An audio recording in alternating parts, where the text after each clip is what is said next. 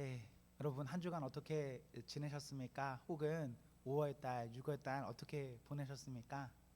여러분들이 저랑 뭐 개인적으로 만날 시간이 잘 없어서 우리가 서로 어떻게 지내는지 잘 모르잖아요. 근데 오늘 그냥 이런저런 이야기를 하고 싶었습니다.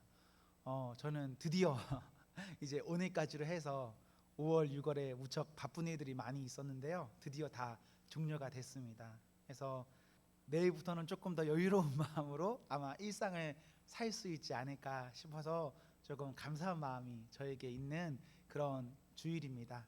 제가 얼마나 바빴는지요. 한 달 내내 영화도 못 보러 갔어요. 여러분들 봤을 때는 영화 못 보는 게 뭐 엄청 대단한 일인가 싶을지 모르겠지만 저 진짜 영화 자주 봐서 개봉하는 영화 사실상 다 보거든요. 그래서 쫙 다 보는데 한 달간 아니면 두 달간 너무너무 바빠서 뭐 영화를 볼 시간도 없었고 서점에도 한 번밖에 못 간 것 같아요. 서점도 제가 좀 자주 가는 편인데 서점도 한 번밖에 못 가고 어떤 개인적으로 뭘 하는 시간이 무척 드물었던 그런 시간이에요. 저는 막 그렇게 시간에 쫓기면서 사는 걸 별로 좋아하지 않아요. 조금 여유롭고 느긋하게 한량처럼 살고 싶어 하는 게 약간 저의 타입이거든요. 그런데 그가 그렇게 살지 못해서 제 마음속으로 이제 불평불만이 있었던 것도 사실입니다. 그러면서도 그거 꾹꾹 누르면서 감사해야지라고 지냈던 게 지난 5월, 6월이거든요. 오늘 교회에 어떤 행사까지 있었는데 그것까지 모두 다 마쳐서 지금은 여러분 앞에 섰을 때 조금 가벼운 마음입니다. 그런데 그거 아세요? 오늘 제가 마음이 무거워요. 왜냐하면 설교 원고를 가지고 섰는데 자신이 없어요. 그래서 제가 참 마음이 무거운 마음으로 섰습니다. 그래도 우리 오늘 말씀 나누는 시간이니까 우리 말씀 가지고 한번 잘 나눠볼 수 있으면 참 좋겠습니다. 우리 오늘 말씀은 에스라 3장 10절부터 13절에 있는 말씀으로 어떤 사람에게는 웃음으로 어떤 사람에게는 통곡으로 어떤 사람에게는 웃음으로 어떤 사람에게는 통곡으로 라는 제목으로 하나님 말씀 증거하겠습니다. 어떤 일이나 어떤 사물을 보며 어떤 이는 웃을 수도 있고 어떤 이는 울 수도 있습니다. 왜 그런 일이 일어날까요? 왜 사람은 똑같은 것을 보면서 어떤 사람은 울고 어떤 사람은 웃을까요? 제가 생각하기는요, 사람마다 각자의 스토리가 있기 때문에 그렇습니다. 어떤 것을 보면서 그냥 평범한 누군가에게는 다 이것을 보면서 공통적으로 가질 수 있는 생각이 있을 겁니다. 그것 때문에 울거나 웃을 수도 있어요. 하지만 그것을 보면서 어떤 사람에게는 스토리가 있을 수가 있는데 그 스토리를 가진 사람에게 어떤 사물, 어떤 일을 경험하게 되면 그 사람에게 그것은 일반적인 사람들과는 다른 모습으로 표현될 수밖에 없습니다. 오늘 본문이 그런 겁니다. 다른 사람, 많은 사람들은 웃고 즐거워하는데 어떤 사람들은 왜 우냐, 왜 통곡하냐? 우는 사람들에게는 스토리가 있거든요. 그래서 스토리가 있기 때문에 울고 있는 본문이 이런 본문이구나 라고 오늘 본문 보시면 좋을 것 같습니다. 사랑하는 성도 여러분, 우리 신앙생활 하는데 우리가 믿는 믿음의 과정에서 하나님 믿으면 잘못될 수 있습니까? 없습니까? 마음속으로 생각해 보세요. 기본적으로 하나님을 믿는 사람은 잘못될 수 없습니다. 하나님을 믿으면 잘못될 수 없어요. 그런데 우리는 오늘 에스라를 읽었는데 당시의 상황은 이스라엘, 유다가 망한 상황입니다. 그러다 이제 포로 생활을 마치고 돌아와서 뭔가 하나 둘씩 해나가는 상황이 오늘 본문입니다. 이런 내용을 보면 하나님을 믿는 사람도 잘못되는구나, 안 될 수 있구나 이런 생각을 할 수 있습니다. 왜 하나님을 믿는 사람은 잘못되지 않는다고 했는데 현실에서는 이렇게 잘못될까요? 왜죠? 이스라엘과 유다가 망하는 내용은 에스라 전에 있는 역대하에 기록되어 있습니다. 오늘 본문보다 몇 장만 앞으로 가면 왜 이 사람들이 망하는지 나와 있어요. 이스라엘, 유다, 하나님을 믿는 사람들 왜 망하냐? 왜 안 좋은 일 당하냐? 왜 고통을 당하냐? 그 사람들이 힘이 약해서, 주변 나라들이 상대적으로 너무 힘이 세서, 나라에 인물이 없어서, 돈이 없어서, 그래서 그 사람들이 어떠한 어려움 당할까요? 아닙니다. 유다, 이스라엘 이런 나라의 경우에 왜 이 사람들이 어려움 당하냐? 이스라엘에 하나님이 없어서 이 사람들 고통 당합니다. 하나님 앞에서 하나님과 함께 살면 복 받을 수밖에 없는 그런 사람들이 이스라엘 사람들인데, 그 사람들에게요, 이상하게도 하나님이 없습니다. 왜 이스라엘에 하나님이 없을까요? 하나님이 그 사람들이 떠나셨을까요? 참고로 이스라엘은 하나님이 먼저 찾아가셔서 택한 사람들입니다. 먼저 택하셨어요. 그런데 왜 지금은 하나님이 없죠? 그래서 왜 지금은 망했죠? 왜 그러냐면 하나님은 떠난 적이 없는데요, 하나님을 보고 있는, 하나님께 선택함을 받는 그 사람들이 하나님을 떠나버렸습니다. 그래서 그 사람들, 복을 받을 수밖에 없는 사람임에도 불구하고 하나님이 떠난 그것 때문에 어려움 당하는 것이 역대하고 오늘 본문이고, 오늘 본문에서 이제 포로기를 끝나고 돌아오는 사람들이 벽돌을 쌓으면서 지내는 상황입니다. 사랑하는 성도 여러분, 여러분 곁에 하나님 계십니까? 안 계십니까? 하나님 계세요. 우리 모두에게 다 곁에 하나님 계세요. 근데 중요한 건, 하나님은 내 곁에 계신데 내가 혹시 하나님을 떠난 것은 아닐까요? 여러분 마음속으로 생각해 보시고, 혹시나 우리에게 하나님의 떠남의 어떠한 마음이 있다면 여러분 다시 한번 마음을 잘 다잡고 돌이키셔서 하나님 앞에 머물 수 있기를 소망합니다. 그렇게 여러분들이 살아야 여러분들 하나님 믿는 것 때문에 여러분들이 무조건 잘 되는 겁니다. 하나님 믿는 사람, 하나님 곁에 있는 사람은 잘 될 수밖에 없어요. 저는 확신합니다.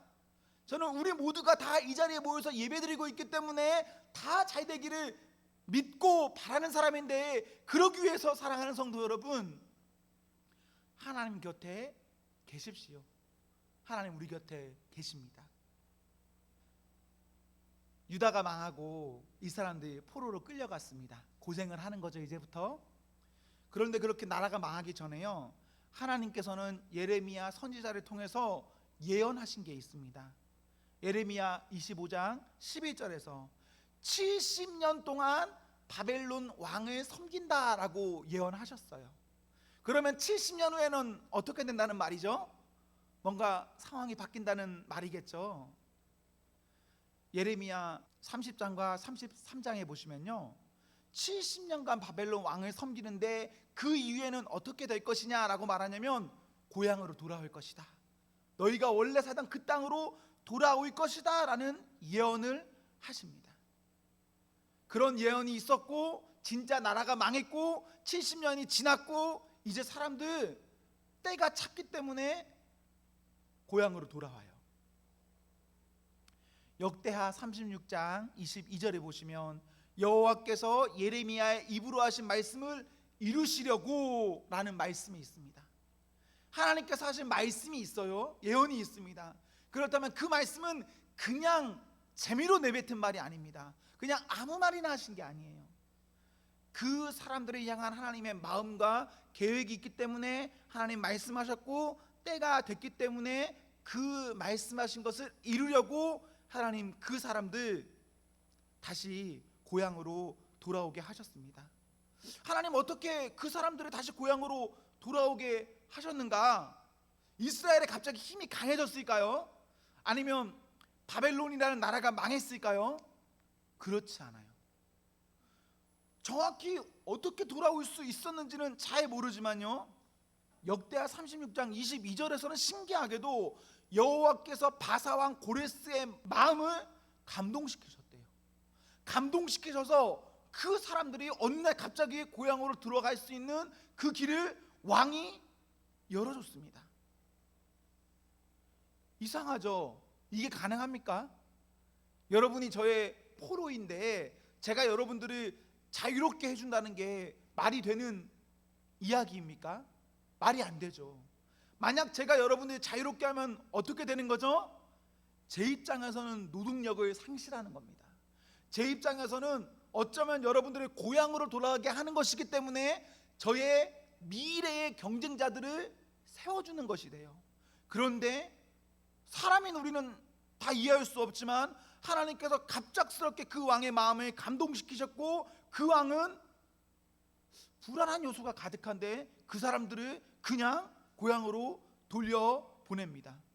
고향으로 돌려보내는데 그냥 돌려보내는 것이 아니라, 그래 고향으로 돌아가라, 성전을 지어라, 그리고 너희가 그것을 짓는데 필요한 것이 있다면 나라의 돈으로 짓는 것을 도와주겠다라고까지 말하면서 그 사람들을 집으로 돌려보냅니다.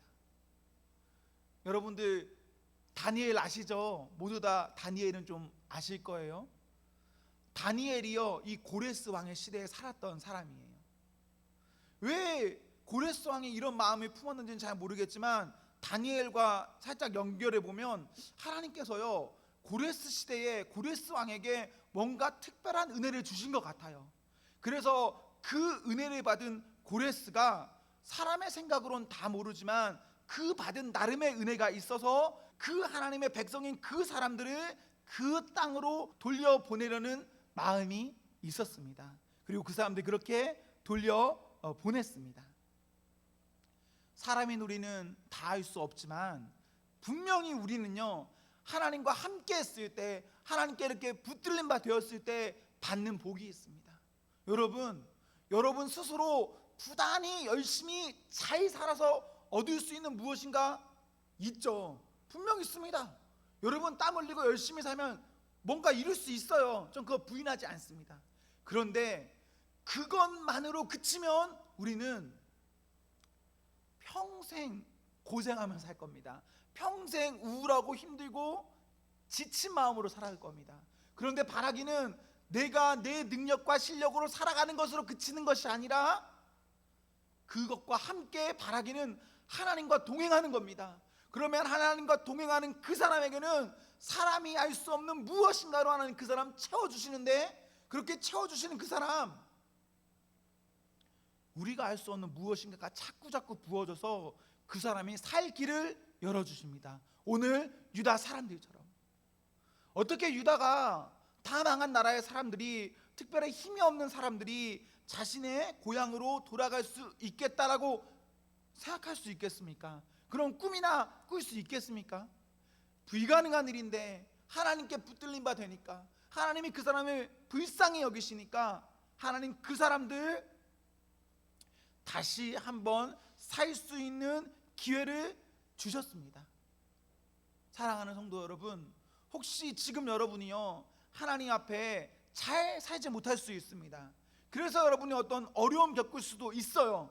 그런데 바라기는 여러분이요, 우리가 지금 하나님 떠나서 하나님 멀리 살고 있다면 저는 여러분이 하나님 앞에 징계받기를 소망합니다. 어려움 당하기를 소망합니다. 왜 그러냐? 우리가 어려움 당하면요, 어려움 이후에 하나님께서 우리를 회복시키시는 그 맛을 볼 수 있기 때문에 하나님을 떠난 우리가 징계받는 건 역시도 하나의 복이 될 수 있습니다. 하나님이 떠나서 받는 징계, 분명히 이것은 징계이고 어려움입니다.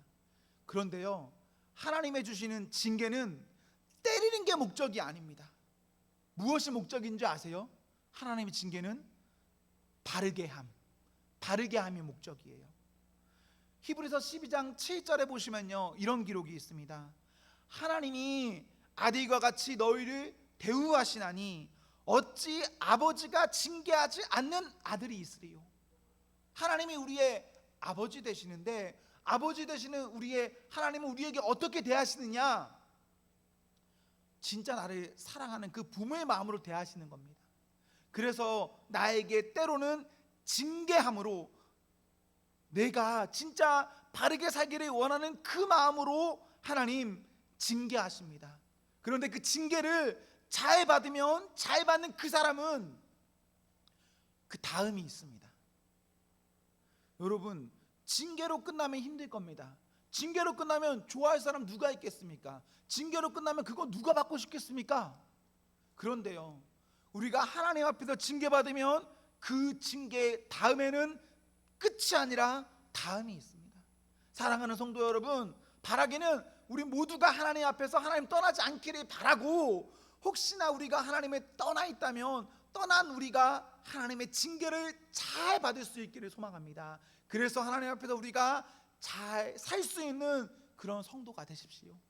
우리 지금 20대 혹은 30대인데 아직 일반적으로 우리에게 살 날이 조금 많이 남아있지 않습니까? 지나온 날보다 앞으로의 날이 우리에게 훨씬 많고 훨씬 중요한 거 아닙니까? 지나온 날은 이미 지나갔잖아요. 앞날은 아직 우리가 가야 될 일이니까 너무너무 중요한 날이잖아요. 하나님 앞에 살거나 하나님의 징계 안에서 우리가 하나님 바라보면 그 사람에게는 반드시 좋음이 있습니다. 우리 하나님의 사람임에도 하나님을 떠날 수 있는데, 그럼에도 감사한 것은 무엇이냐면 하나님께서는요, 그런 우리를 끝까지 붙잡으신다는 겁니다. 혹시 코로나 2년을 거치면서, 혹시 코로나뿐만 아니라 다른 이유로도 여러분의 마음이요, 하나님 앞에서 멀어져 있을 수도 있습니다. 그래서 나는 더 이상 어떤 하나님 앞에서 가능성이 없어라고 생각하실 수도 있습니다. 그런데 감사한 것은 하나님께서 그럼에도 불구하고 우리를 붙잡으시고, 그럼에도 불구하고 우리를 붙잡으시면 그 사람은 다시 시작할 수 있는 힘을 얻습니다. 오늘 유다 사람들처럼. 유다 사람 가능성 없을 때 고향으로 돌아왔고, 그 돌아와서 아무런 가능성 없을 때 벽돌 한 장 한 장 쌓으면서 성전을 재건합니다. 성벽을 재건합니다. 그렇게 성벽을 재건할 때 사람들이 오늘 본문에서 어떻게 합니까? 무척 기쁘고 즐거워하면서 하나님을 찬양합니다. 오늘 본문 10절에서 11절 보십시오. 사람들이요, 좋아할 수밖에 없어요. 여러분들이 무엇인가 억눌려 있다고 생각해 보십시오. 그러다가 어느 날 갑자기 자유를 얻었다라고 생각해 보십시오. 그리고 자유를 얻은 그 상태에서 뭔가 여러분의 손으로 하나 딱 시작했다라고 생각해 보세요. 그 일 앞에서 환호성을 치지 않을 사람이 있겠습니까? 누구나 다 기쁘고 즐겁고 환호성 칠 겁니다. 11절까지가 그렇게 즐거워하는 내용입니다. 포로에서 자유가 되었고 무엇인가 스스로 하는 사람들의 모습. 그런데요, 후반부에 보시면 12절과 13절에 대성통곡하는 사람들이 있습니다. 큰 소리로 우는 사람들도 존재합니다. 이 사람들을 왜 우는 거죠? 너무나 좋아서 울고 있습니까? 아니에요. 이 사람들은요, 진짜 마음에 슬퍼서 울고 있습니다. 왜 마음이 슬프냐? 다 웃는데, 다 좋아하는데, 그냥 일반적으로 보면 이거 좋아해야 되지 않나, 이런 날인데 왜 이 사람들은 슬퍼하냐? 12절에 그렇게 우는 사람들은요, 성전 기초가 노임을 보고 울었는데, 이 사람들에게는 과거에 어떠한 추억이 있는 겁니다. 지금 새로 만들고 있는 성전에 대한 추억이 아니라 과거 진짜 그 성전에 의한 추억이 있는 거예요. 그래서 지금의 이것을 보면서 마음이 안타까운 거죠. 과거 솔로몬의 성전, 그리고 솔로몬의 성전이 조금 무너졌어도 계속해서 복구되어서 어떠한 좋은 모습이 남아있었는데, 지금은 그런 것들이 온데간데 남아있지 않고 무엇인가 작게 시작하는 그 하나님의 집을 보면서 이 사람들은 마음이 아팠기 때문에 눈물 흘리고 있는 겁니다. 우리가 하나님 앞에서 뭔가 한다고는 하는데 뭐 잘 안 될 수 있죠. 그래서 과거를 살피다가 오늘에 딱 되돌아보면 눈물 흘리고 슬퍼하는 그런 일이 있을 수도 있습니다. 사랑하는 성도 여러분, 혹시 우리에게 과거에 어떤 좋은 추억이 있다면, 좋은 생각이 있다면, 좋은 믿음의 어떤 날이 있었다면 그 날을요 잘 생각해 보십시오. 그리고 잘 기록해 보십시오. 그리고 현재 내 상황과 비추어 봤을 때 과거와 나를 비교하셔서 눈물 흘리시고 눈물 흘린 다음에 더 좋은 방향으로 갈 수 있도록 우리 하나님 앞에서 몸부림칠 수 있어야 합니다. 과거의 모든 날들 지워버리지 마세요. 과거의 날을 기억하십시오. 그리고 과거보다 지금이 미래가 더 좋은 날로 갈 수 있도록 하나님 앞에 눈물 흘릴 수 있다면 눈물 흘리면서 나아가십시오. 하나님 그렇게 한다면 그렇게 하는 그 사람에게 그 사람이 받을 수 있는 어떤 독특한 은혜로 그 사람들 채워주십니다. 저는 여러분들이 하나님 앞에서 그렇게 눈물 흘리고 과거의 나의 어떠한 것들을 하나님 앞에 내놓아서 우리의 모든 것들이 온전하게 회복되기를 기원합니다. 사랑하는 성도 여러분, 혹시나 여러분들에게 지금의 마음에 어떤 깨짐이 있고 상처난 게 있다면 하나님 앞에서 온전한 회복을 이루는 성도가 되기를 기원합니다. 모두가 그런 성도가 되십시오. 오늘 이런 본문을 보면서요, 과거의 성전의 영광을 보았던 사람들이 지금 성전의 건축을 보면서 통곡하는 눈물을 흘리는 모습을 볼 수가 있습니다. 그런데 그거 아십니까? 이 사람들은요, 단순히 성전의 규모가 작아지고 초라해지고 이런 것 때문에 눈물 흘리는 것만은 아닙니다. 여러분 한번 그냥 성경을 눈으로 한번 보십시오. 이 사람들을요, 눈물 흘리는 하나의 이유가 더 있습니다. 왜 이 사람들을 울고 있냐면 지금 현재 성전 건축에서 핵심적인 것 하나가 빠져 있습니다. 무엇이 빠져 있냐면 성전에 언약궤가 없습니다. 언약궤는 성전의 핵심입니다. 언약궤 자체는 하나님과 동일시 여겨지는 것입니다. 그런데 고향에 돌아왔고 고향에 돌아와서 성전을 짓는다고는 짓는데 그 성전의 핵심인 하나님의 언약궤가 빠진 채로 성전을 짓고 있습니다. 언약궤는 어디 갔을까요? 언약궤는 사라졌습니다. 전쟁을 거치면서 여러 고통을 겪으면서 사람들이 하나님이 떠나면서 언약궤는 사라져 버렸어요. 그리고 지금까지도 언약궤는 존재하지 않습니다. 사람들은 보여지는 성전의 어떠한 형태만 놓고 우는 것이 아니라 성전의 핵심인 하나님의 임재를 놓고도 울고 있는 겁니다. 여기 있는 대부분의 분들은요, 일단 외형적인 것은 잘 갖춰진 분들이에요. 주일이 되어서 이렇게 하나님 앞에 나오신 거 보면 이 시간에 다른 데 놀러 가지 않고 잠자지 않고 나와 있는 거 보면 여러분들은 분명 어떤 외형적인 것들은 잘 갖춰진 분입니다. 그래서 우리에게 성전을 재건합시다, 우리의 어떤 형태를 잘 한번 다져봅시다, 이런 것들은요 필요 없어요. 우리는 이렇게 틀은 이미 잡혀 있거든요. 그럼 우리 입장에서 눈물을 흘려야 될 게 있는데 무엇을 가지고 눈물을 흘려야 되냐? 우리의 중심에 하나님의 임재가 있냐 없냐를 놓고 우리가 생각하고, 임재가 없는 사람이라면 그 임재가 없음을 가지고 하나님, 나는 겉만 번지르르한 사람입니다, 이런 나를 불쌍히 여겨주셔서 이런 나에게 그 중심에 하나님이 임재하여 주시옵소서라는 마음으로 여러분 사시면서 하나님의 도움을 바라셔야 됩니다. 그렇게 우리가 살아간다면 그 사람에게는 하나님, 그렇게 중심에 바라는 그 마음이 있기 때문에 끊임없는 은혜로 보여지는 언약궤가 없어도, 보여지는 무엇인가가 없어도, 혹은 우리의 중심에 무엇인가 지금 빠져있다 하여도 하나님께서 그 모든 것 기억하고 기도하는 그 사람에게 반드시 채워주십니다. 여러분, 저는 여러분들의 초등학교 시절을 모릅니다. 저는 여러분들의 중고등학교 시절도 몰라요. 저는 여러분들의 20대 초반에 여러분들이 어떻게 교회 생활 나름 그래도 한참 잘하고 있었을 때의 모습이 전 하나도 모릅니다. 전 지금 단순히 제 앞에 있는 지금 이 모습밖에 저는 아무것도 몰라요. 그래서 저는 여러분에게 뭐라고 판단할 수도 없고 뭐라 조언할 수도 없는데, 바라기는 하나님께서 여러분 한 사람 한 사람에게 말씀하시고 조언하시고 여러분이 그 말씀 가운데 도전받고 도전받은 그 말씀으로 여러분들이 다시 한번 시작할 수 있기를 소망합니다.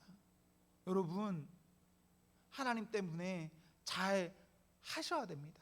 사람인 저 때문에 곁에 있는 친구 때문에, 어떠한 우리의 분위기 때문에 잘 되는 것이 아니라, 이런 말씀이나 여러분 개개인이 하나님 앞에서 성경 읽고 생각하는 그 시간을 통해서 하나님이 여러분에게 말씀하시고, 말씀하신 그것이 나에게 작용하고, 그 작용한 그것 때문에 내가 다시 시작할 수 있는 그 상태가 되셔야 됩니다.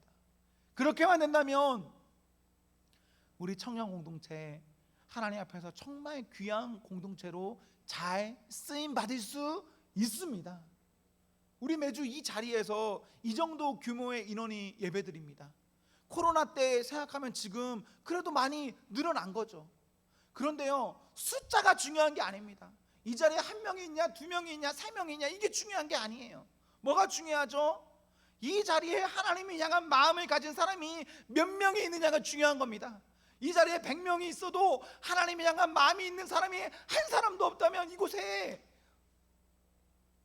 그게 어떻게 예배가 될 수 있겠습니까? 바라기는 우리의 이 인원 가운데 한 사람도 빠짐없이 하나님 앞에 중심을 드릴 수 있는 그 사람이 가득 차서, 우리가 숫자로 세상을 압도하는 것이 아니라, 숫자가 아닌 사람의 눈에 보이는 것이 아닌 하나님의 영적인 어떠한 은혜로 교회와 세상을 압도할 수 있는 은혜가 있기를 소망합니다. 그렇게 여러분들 살아가시면 좋을 것 같아요. 내가 내 힘으로는 되지 않고, 내가 내 힘으로는 너무나 제한적이지만 하나님이 여러분에게 주시는 그 능력 받아서 살아감으로 교회와 가정과 내 직장, 학교, 세상을 압도하는 그 성도가 여러분이 되기를 저는 소망합니다. 사랑하는 성도 여러분, 여러분의 지금 현재의 영적 상태는 어떤 상태이십니까?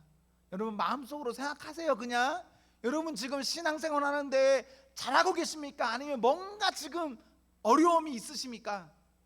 잘하고 있다면 좋아요. 계속 잘하십시오. 그런데 만약 지금의 어떠한 상황 가운데 나에게 어려움이 있다면 그 어려움 이번 한 주 고민하십시오. 고민하셔서 그 고민, 어려움 붙잡고 씨름하십시오. 그래서 씨름한 결과 하나님 앞에 그 씨름함으로 은혜 받아서 이제 다시 잘 시작할 수 있기를 여러분 소망합니다. 앞으로가 중요해요. 앞날을 위해서 이번 한 주 씨름하셔야 됩니다. 하나님 앞에서 하나님을 의식하면서 살려고 부단히 노력하십시오. 그럼 그렇게 살아가는 사람에게는 하나님 그 사람 버리지 않고 그 사람 분명히 사용하십니다. 사랑하는 청년 여러분, 우리 하나님 앞에서 지금까지보다 앞날에 잘 쓰임받는, 사랑받는 그런 성도가 되기를 기원합니다. 기도하겠습니다.